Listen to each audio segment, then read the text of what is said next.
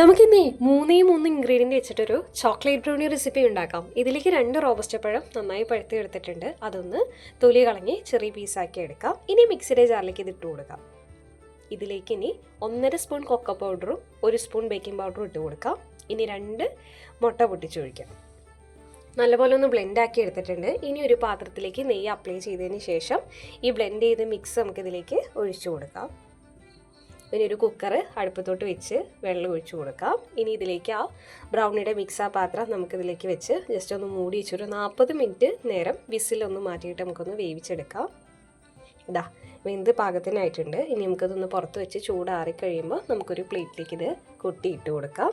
ഇനി നമുക്ക് ചോക്ലേറ്റ് ഒന്ന് മെൽറ്റ് ചെയ്തെടുക്കണം. ഇനി ഒരു പാത്രത്തിലേക്ക് ഇത് വെച്ചിട്ട് കുറച്ച് ഷുഗർ ഇട്ട് കൊടുക്കാം. എന്നിട്ട് നമ്മൾ ഒരു 5 രൂപയുടെ മറ്റേ കാഡ്ബറീസിൻ്റെ ചോക്ലേറ്റാണ് മേടിച്ചിട്ടുള്ളത്. അത് ഇതിലേക്ക് ഇട്ടൊന്ന് മെൽറ്റ് ചെയ്തെടുക്കാം. Double boiling system.